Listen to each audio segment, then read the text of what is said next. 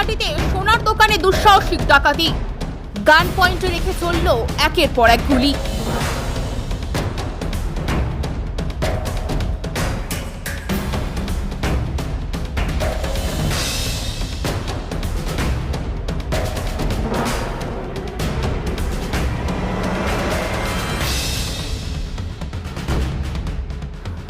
জানা গিয়েছে শনিবার রাত্রি 9:15 নাগাদ রানীহাটির জয়নগরে চন্দন কারার নামে এক স্বর্ণ ব্যবসায়ী দোকান বন্ধ করে বাইকে ওঠার আগেই জনপাচেক দুষ্কৃতী তাকে ঘিরে ফেলে। গহনা এবং টাকা ভর্তি ব্যাগ ছিনিয়ে নেওয়ার চেষ্টা করে তারা। বাধা দিলে স্বর্ণ ব্যবসায়ীকে লক্ষ্য করে বেশ কয়েক রাউন্ড গুলি চালায় ওই ডাকাত দল। গুলি লক্ষ্যভ্রষ্ট হয়ে চন্দনের বাইকে লাগে। দুষ্কৃতীদের সকলেরই মুখে রুমাল বাঁধা ছিল।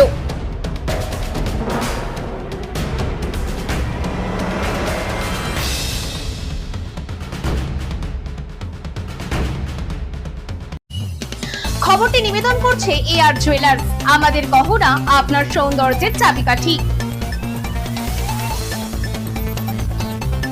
লাইট ওয়েটে ফুল কভারেজ গহনা এবং জুয়েলারিতে সবচেয়ে কম মেকিং চার্জ পাবেন আমাদের এখানে। থাকছে মনের মতো কাস্টমাইজ করার সুবিধা।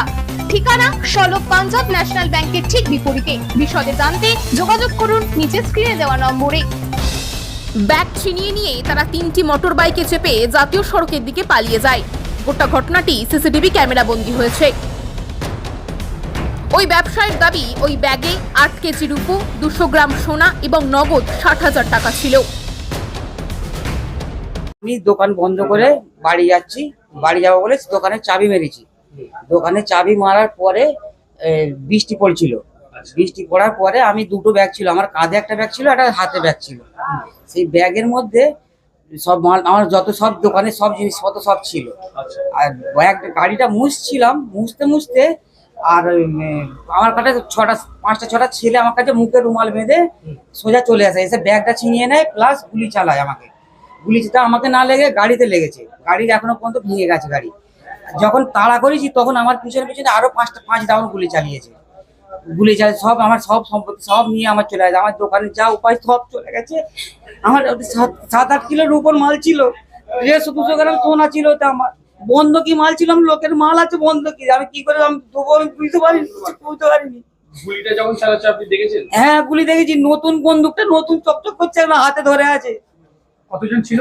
6 জন ছিল মোট, 3টে বাইক ছিল। সবার হাতে কি বন্দুক ছিল? না, একজনকার কাছেই বন্দুক ছিল।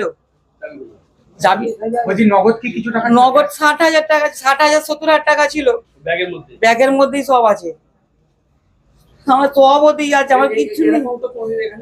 না, রানীহাটির বুকে আরো এই সোনার দোকানে গুলি চালানো হয়নি, এই প্রথমবার। ঘটনার খবর পেয়ে ছুটে আসেন পাঁচলা থানার পুলিশ। ঘটনাস্থলে আসেন পুলিশের উচ্চপদস্থ আধিকারিকেরা। ঘটনাস্থল থেকে 2টি গুলি উদ্ধার করেছে পুলিশ। এলাকার সমস্ত সিসিটিভি ফুটেজ খতিয়ে দেখে দুষ্কৃতীদের শনাক্ত করার চেষ্টা করছে তদন্তকারীরা।